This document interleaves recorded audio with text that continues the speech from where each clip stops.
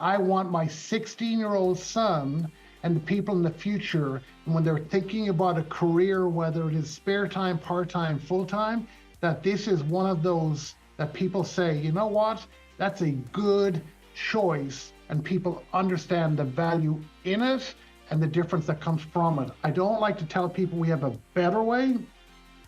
We just have another way. Welcome to Direct Selling Shift, an exclusive podcast by DSN. I'm your host, Blake Mallon, and this is where direct selling high performers and experts share their most powerful shifts in mindset, skill set, and strategy to help you accelerate your business and amplify your impact. I challenge you to be present, open your mind, and let the shift begin. Welcome back to Direct Selling Shift. Our guest today has such an impressive career in direct selling, spanning more than 3 decades. Throughout his journey, he has achieved some remarkable milestones, building organizations, get this, with over 150,000 distributors across 21 countries. He currently holds the role of president of the Association of Network Marketing Professionals, ANMP. We'll talk a little bit more about what that means and what that is. He's a highly sought after keynote speaker, leadership trainer, masterful team builder. And what I love is he brings such a profound understanding of the habits, the traits, the practices of both leadership on the corporate and the field. And every time I am around him, I can just feel his genuine passion for this channel. And I'm going to warn all you listeners up front, his energy is completely contagious. I know today is going to be a very special conversation. So please help me welcome to the show, the one and only Garrett McGrath. Garrett, how you doing, brother? I'm doing brilliantly. And I want to say, Blake, I'm a real fan, and thank you for all the effort and the value that the effort you put into making sure what you're putting out is of value. And just know I'm excited for our conversation and the value and what's going to come out of it here today. Garrett, I appreciate all of that. So thank you for the kind words. The feeling is more than mutual. I'm always excited for all the guests. I really get pumped up for these conversations. It's something I enjoy to do, but I've really been looking forward to this conversation. I know you and we always have inspired dialogue when we're together at industry events, and you always do such a phenomenal job. And I just think today's conversation is going to be something special for anyone on their direct selling journey, whether they just got involved last week or they're someone like yourself that's made a career, a profession for decades. So I'm just excited to have you today. Thank you for the time, and I appreciate it. Let's dive in. I know we have a lot we probably will want to cover, and we'll see where this conversation goes. But for those that aren't familiar with you and your story, let's rewind the clock. 30 years, 3 decades. Bring us back to what attracted you to direct selling initially, and even more so, if there was a moment at any point in the last 30 years where you said, this is it, this is my career, this is my calling. Tell us about both those moments, how you got started and when you knew like this was it for you. So this is another insight. You and I have talked about this. When you have a career, this is one that's worth writing down. It's one of the fundamentals I always think about. When you forget where you've come from, you're on your way back.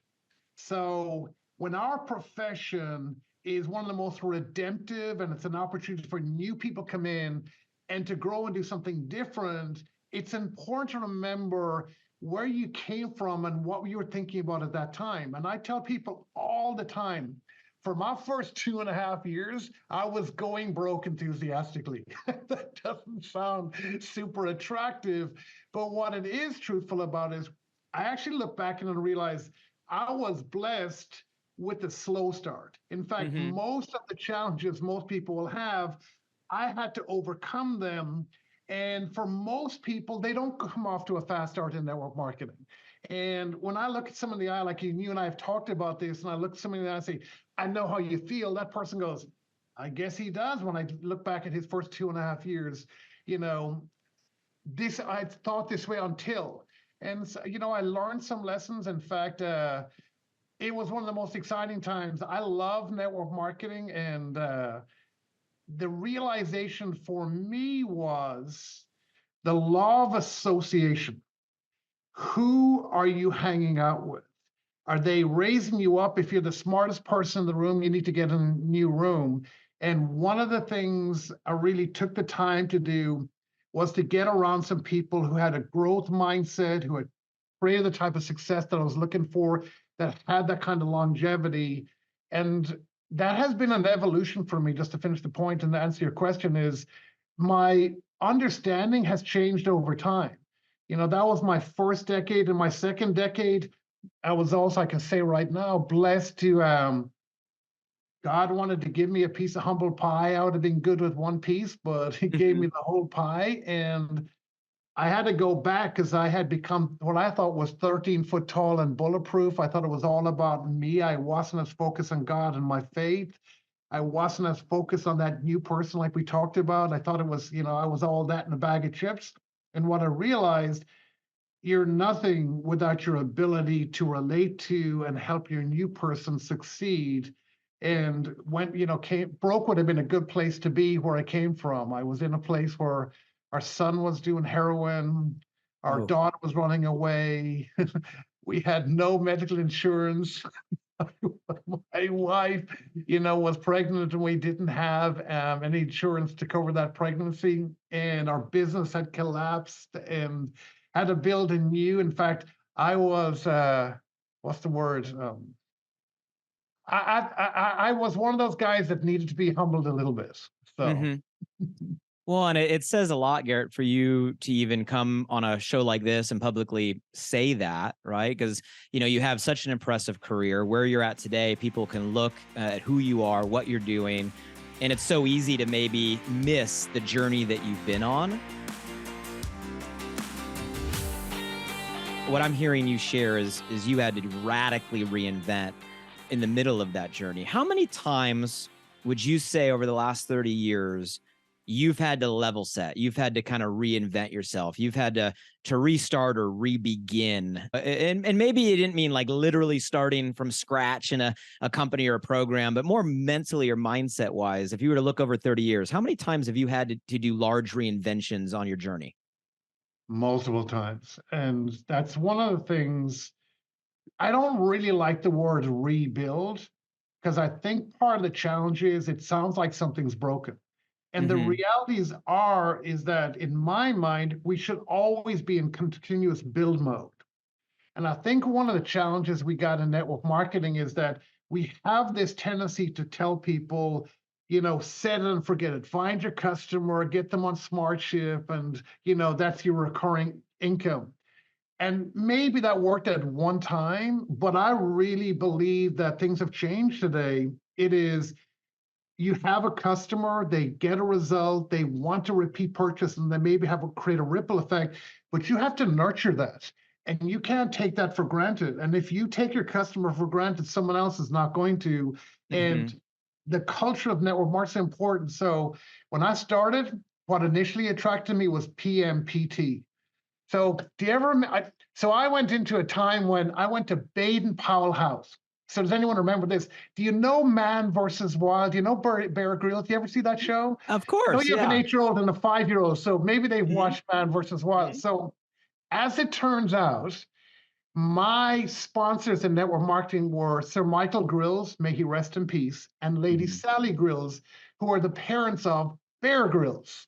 Okay. So and they knew me because my parents were successful business owners. Sir Michael was on the board of the company that my father owned.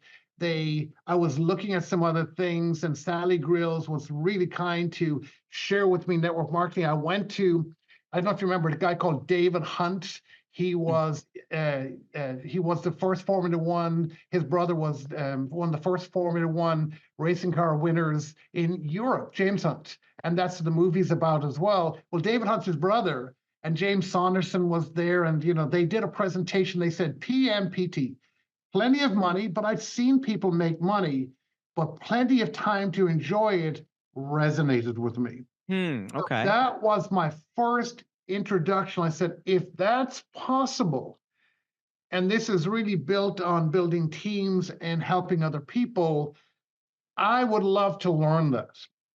And as I said, I was going broke enthusiastically for my first 2.5 years. And it was nothing to do with my sponsors. It was nothing to do with my company and product. You know what they say, when the student's ready, the teacher appears? Mm-hmm. I think I needed to be humbled a little bit. I was a little too, I thought I knew it all. And I had to get around some mentors, and life had to humble me a little bit. I had to become more teachable, more coachable, which I was. That's another lesson I will say to you. Blake, you and I have coached a lot of people. It's easier to make a hungry person smart than a smart person hungry. Mm-hmm. And for me in the beginning, I needed that little bit of humility to understand that there were things I had to learn. It's not what you can do is important, it's what you can do and duplicate. I was good at gathering customers eventually, and that's how I lived, but I wasn't good at developing teams, because you learn it's not what you can do, it's what you can duplicate. You can't do something so well that it works, but it works so well that it doesn't duplicate. In other words, only you can do it. And those Mm-hmm. balances, you and I have learned, you've had to figure those things out. And over time, I've had to reinvent ourselves. As we said, the internet came along, you got social media, it's really changed. I'm a fan of language, right? And Yeah. I just enjoy hearing the way you're articulating your story, because there's power in the words that you're sharing, because it's more than just language. It's more than just words. You're giving us some insight into your operating system, your belief system, right? Your kind of way of seeing the world. And I'm taking notes as you're talking. I love, right? There's no such thing as the word rebuild. Rebuild means there's something wrong, or we're constantly evolving, reinventing, adapting, learning, right? So I love that. And I've heard you now say a couple times, you had to be humbled, and Yes. you're looking back at those moments with some gratitude of how it helped you become who you are today. But let's go deeper there. So take one of those moments where you were being humbled at any point in your 30-year career. Go to the place where maybe you were down in the valley, you were going through what you were going through. It wasn't a time of rebuild, but it was definitely a challenging time where you had to reinvent in some direction. What did you do in order to grab the power, in order to grab the energy, in order to grab the discipline to continue to power through when you were in that time? Because so many of us, we're going to go through it. We're all going to go through those times, right? There might be a listener right now that's going through one of those valleys right now. Give us some insight when you were in that moment, not now looking back, but when you were in that moment, what got you through? What tools did you develop? What did you rely on that allowed you to come out the other side? So those are great questions. I believe this is pain plus reflection equals growth. Mm. So I like to be intentional. I'm very analytical. I like to look back and go, the words I like is I like predictable. In other words, what can I learn from this? So I can say it looks like this again. So when I approach it again, I can predictably get myself out, but it also becomes sustainable.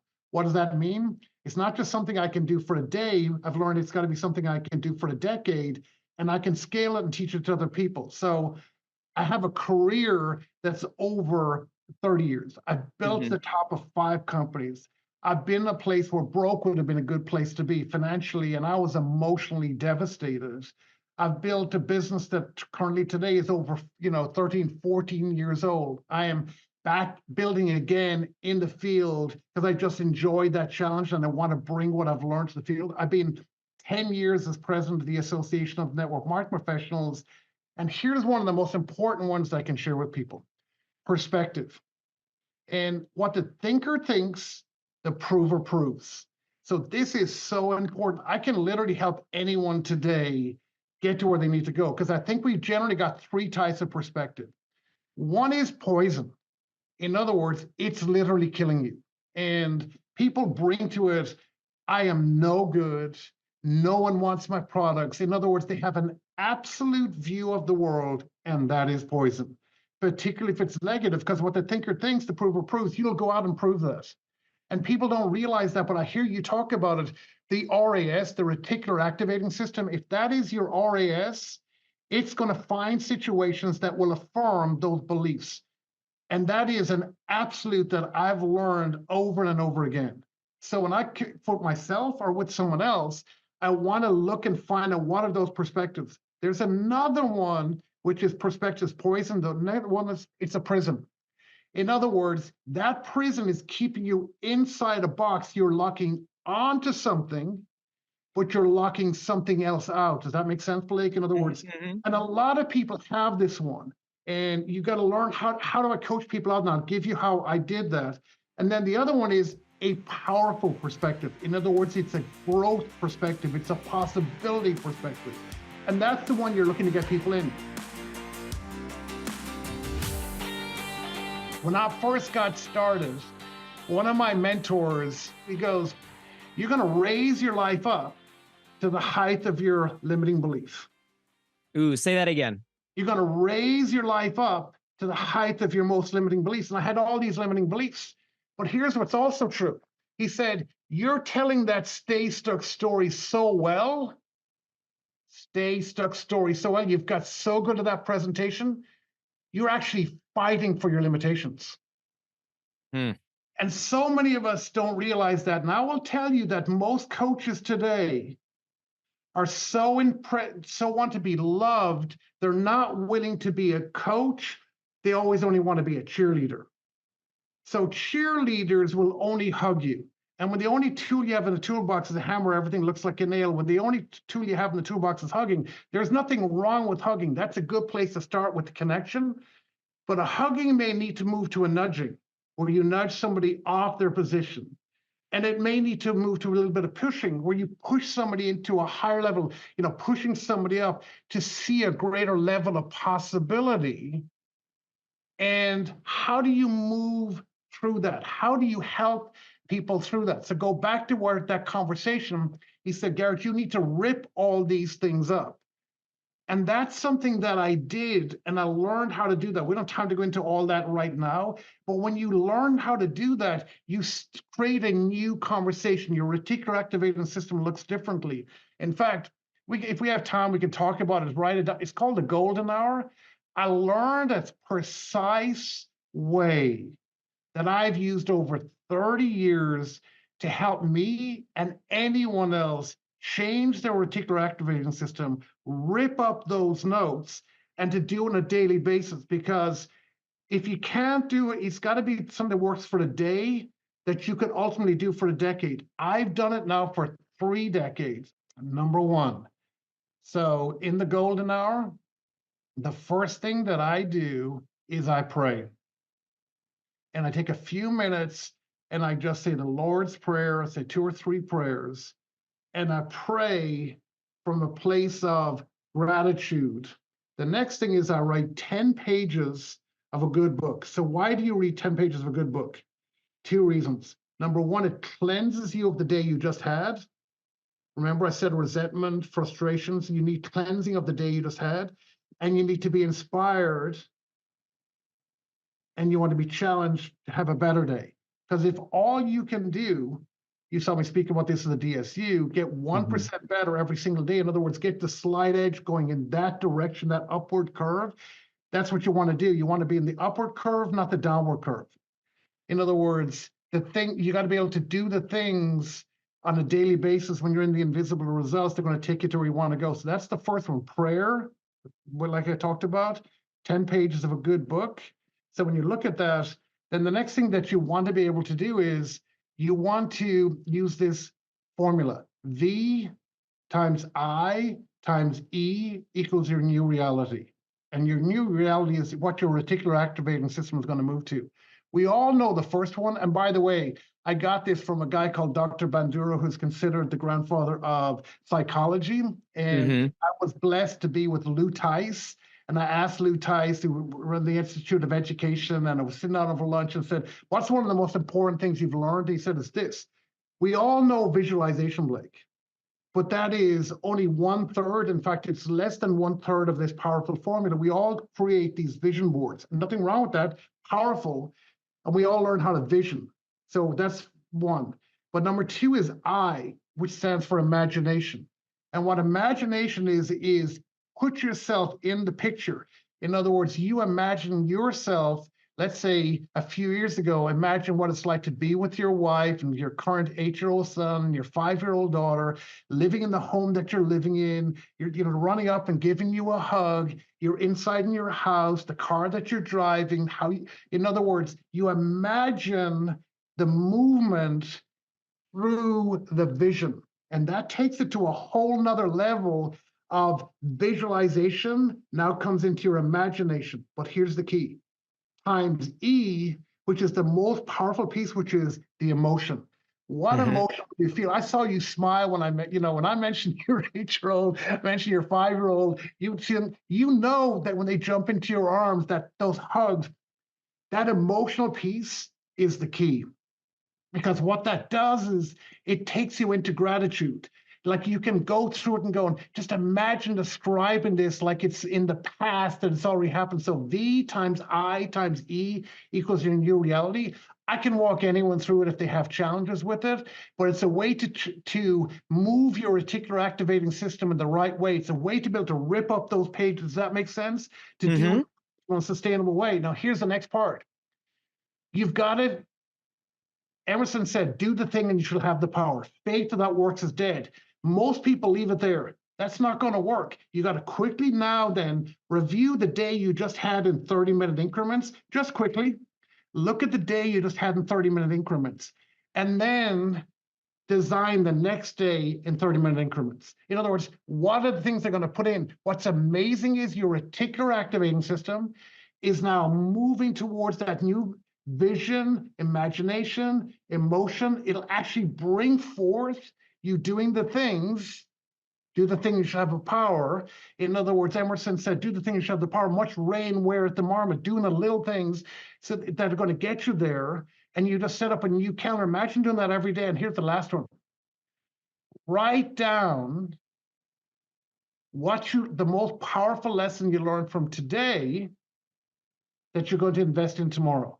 So that you're intentionally going to take that learning from today and invest it in tomorrow.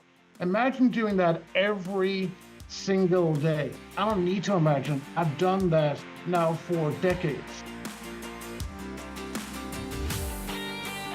I love it. What you just gave us, Garrett, you called it the golden hour, and it is absolute gold. And for those of you that are listening right now, he just gave you a system. Garrett, what I heard you share is your system, more than just personal growth, right? You can call it a personal growth development system, but a system that I hear when you share all of this, it's a bunch of different modalities, different lessons you probably collected from the best of the best as a student from 30 years that has taken you from all the challenges that life threw in front of you now to rewiring, right, into a mindset that is absolutely invincible. Guys, take that, right? I wrote it down. V times I times E, right, equals R, which is amazing. So thank you for that. For everybody that's listening, I hope you grab that system and immediately implement it. You try that for the next 30 days. You're going to start seeing noticeable results. Garrett, thank you for the system, giving us something that's simple that we could apply. Let's shift gears for a minute. We're talking a lot about personal growth and mindset, which you and I can go for days on this because that's my passion zone as well. But let's talk kind of business. You're recently re-engaging back in the field, which means you love this. And you also have a unique perspective with the seats that you sit in and ANMP of what's going on in the channel. Why direct selling? And I'm gonna caveat this by just creating a common definition for the sake of the question. When I say direct selling, I'm talking about all the variations that exist today of our business model. So anything that has kind of an incentivized word of mouth. I know we have a bunch of different terms we use these days, whether it's influencer or affiliate or direct sales or network marketing. Let's just call all the things direct selling. Why this business model over all the other opportunities today, over the gig economy exploding, over this influencer creator economy that's happening? Like, why this business model as an entrepreneur today in your mind? I feel that network marketing has something better to offer if you know how to articulate it.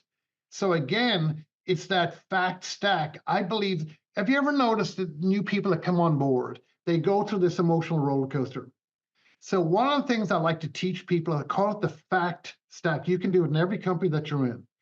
So get together with your CEO, your president, your C-suite, your top leaders, and decide what your fact stack is. What are the facts?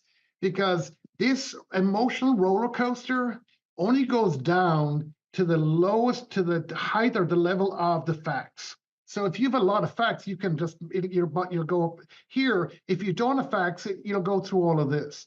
So if you look at that, how do you stack them up so people look at it? So the gig economy, that's a really good one. 100% of people who don't take the first step don't take the second step.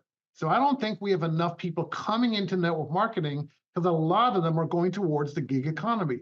And I get why they're going towards the gig economy. So what might we have that might be different, in my mind, better, but it don't, than the gig economy? Number one, we have got to be able to show people how they can make money relatively immediately. And I think companies have figured that out. We've moved more towards a customer-centric model.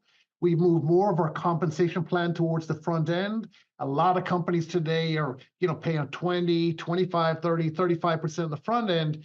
And I think that that's important in order to be able to compete with the gig economy. We talked about that.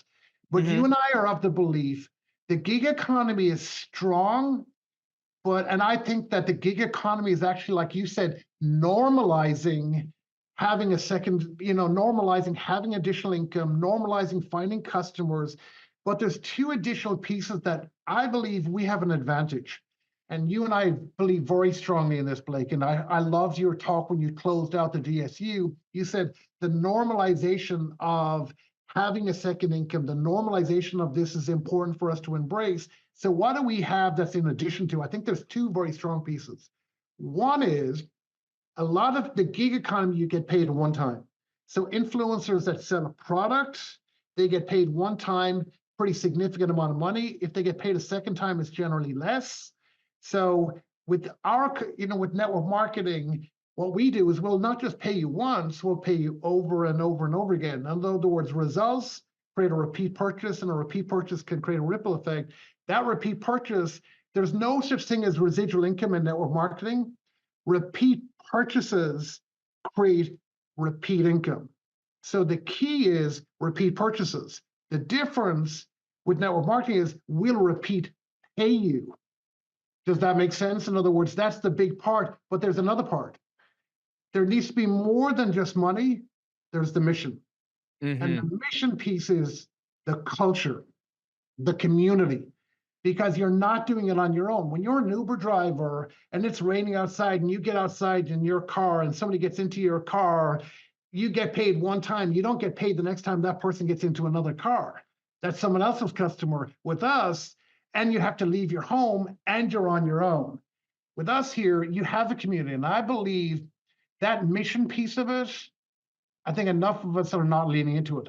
More people want to feel a sense of belonging. So learning how to intentionally, and I underline that word, create culture is important. It's not how much love you have for your people that's important. It's not how much love you have for your customer it's important. That may sound crazy. It's how much love do they feel that you have for them that's important. So I have a whole thing about how do you intentionally create culture, create community, have people feel appreciated, love at scale, having it being real, having it being authentic. I believe that is the future. You got to know how to do that. And that's the front end. Then the next part is there is no opportunity for leverage in the gig economy. You're always exchanging hours for dollars. So you've got to help people understand in this culture, when I talked about the mission, what's the difference you're making in the world? Because if you're only competing on money, you're going to lose. Because money is good, repeat money is better, but you know what the best is? Money, repeat money, mission. What difference are you making in the world?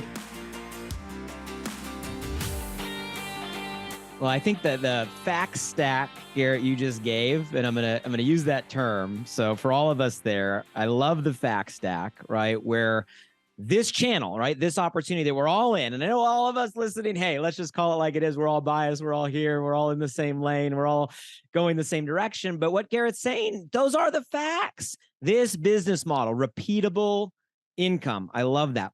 Leverage, meaning we have the ability to get beyond just our own efforts, a truly leveraged business model. And I'm so glad you went beyond those facts to talk about aligning with a mission, a greater purpose, culture, community, and the ability to grow in our own leadership development. So for all of us out there, that's a fact stack we need to remember in order to stay focused and block out all the distractions and put in what we need to in the lane that we're in this channel. I do believe we are going into an amazing season for direct selling. Garrett, at the time that this episode gets published and gets put out to the world, we would have just kicked off a brand new year, right? So we're at the start of a brand new year.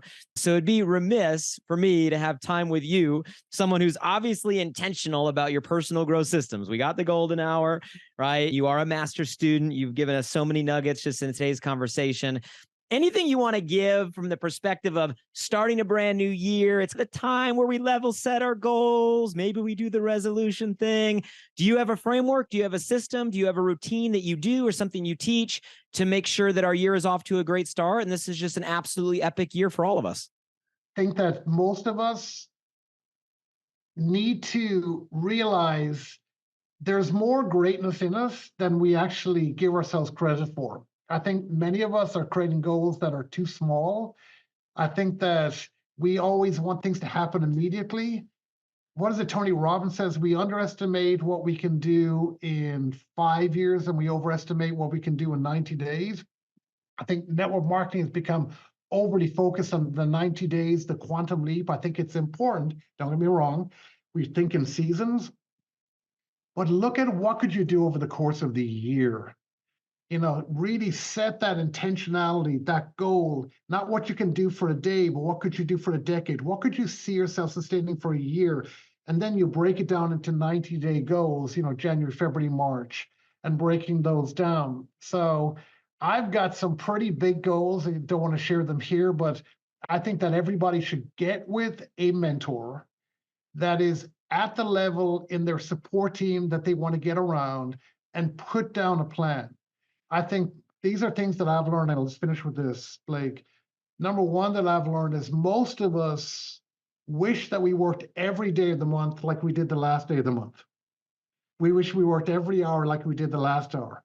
What if we had a new level of intentionality with around the sense of urgency and intensity that we worked? Number two, what if we really did have the golden hour or something like it we put into our lives on a daily basis? And we were clear about what it is that we want to do. I think, you should attend events, you should get educated. I think you should go to everything you can that your company offers.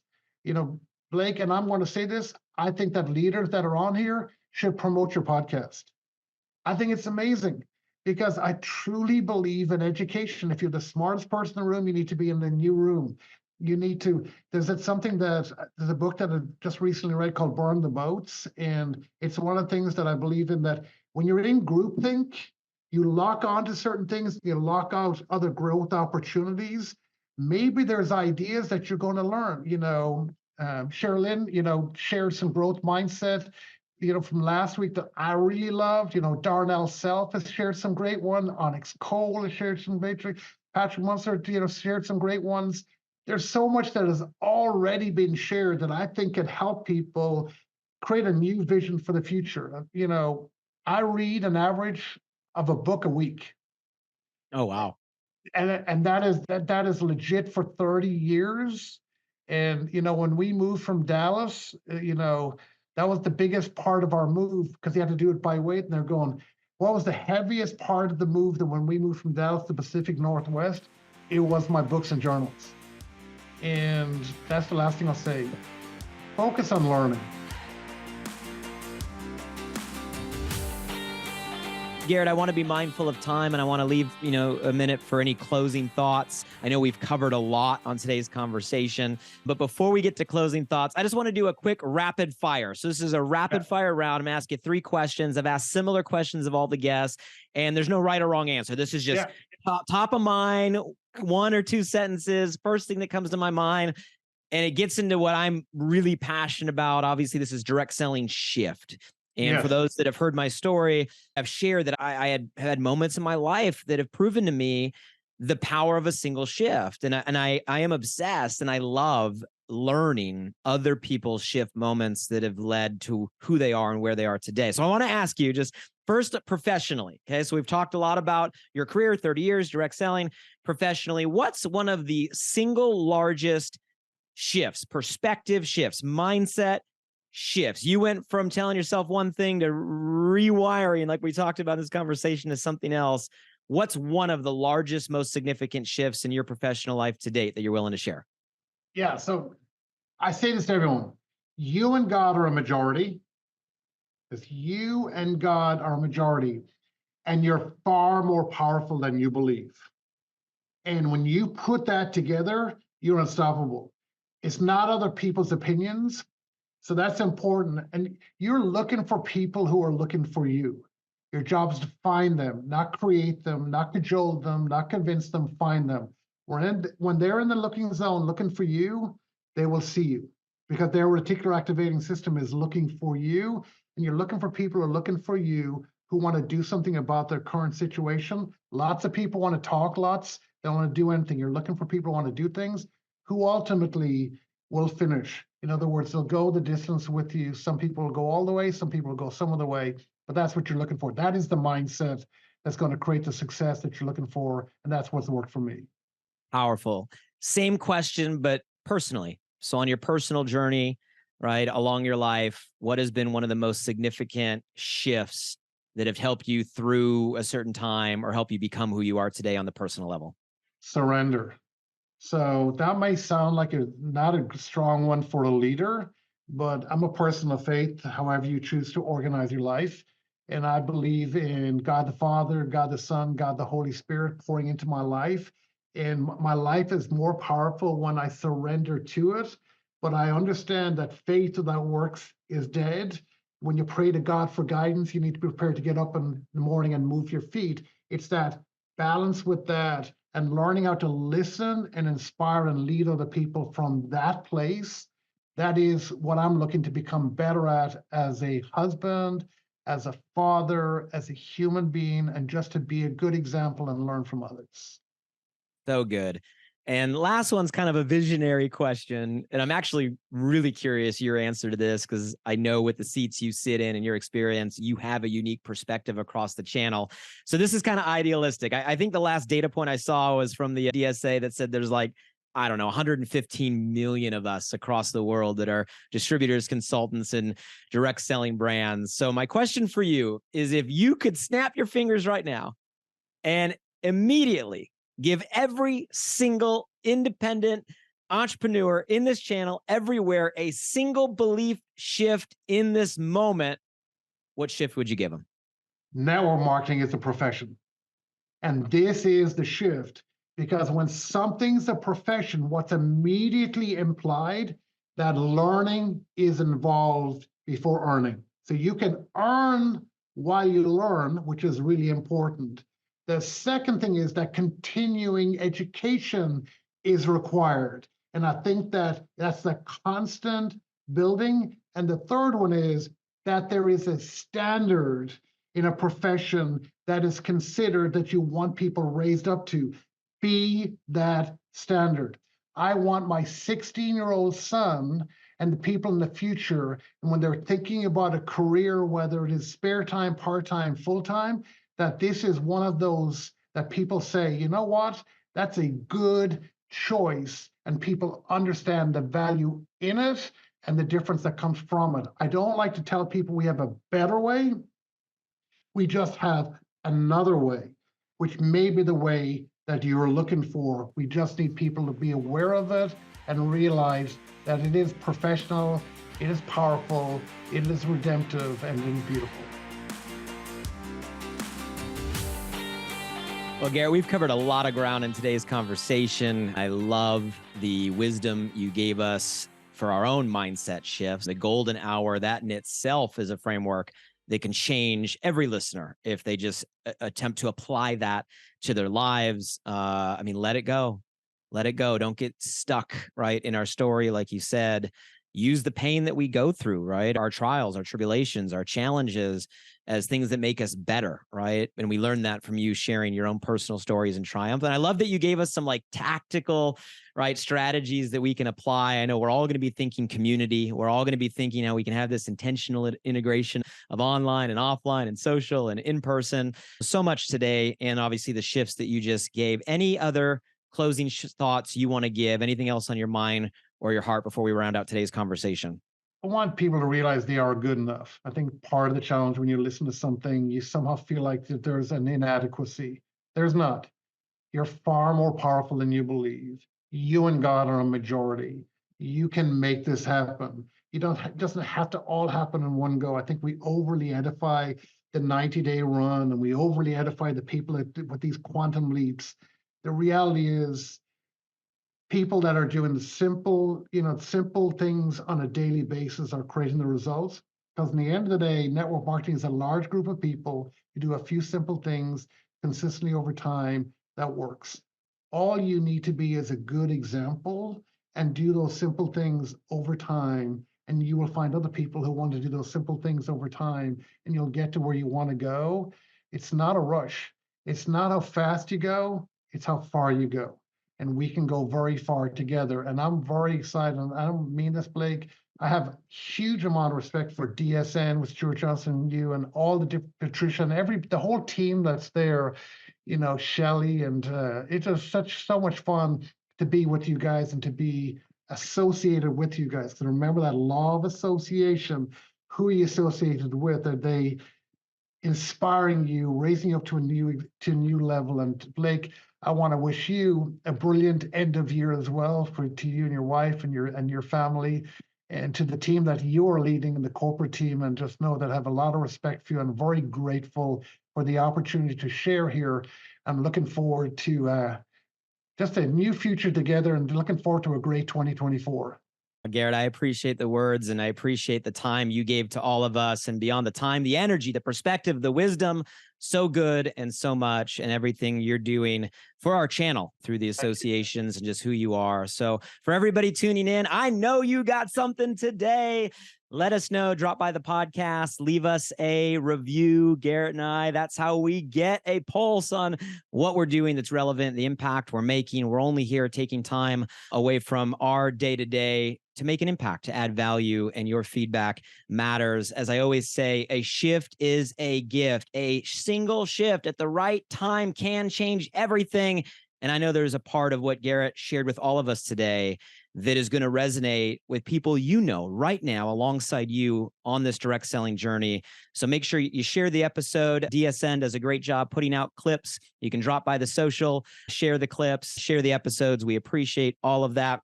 And directsellingshift.com, that's the website and the place you can nominate potential future guests, or let us know topics or themes that you feel are most relevant right now. Garrett, thank you so much for your time and the wisdom today. And for everybody hanging with us, we'll see you next time.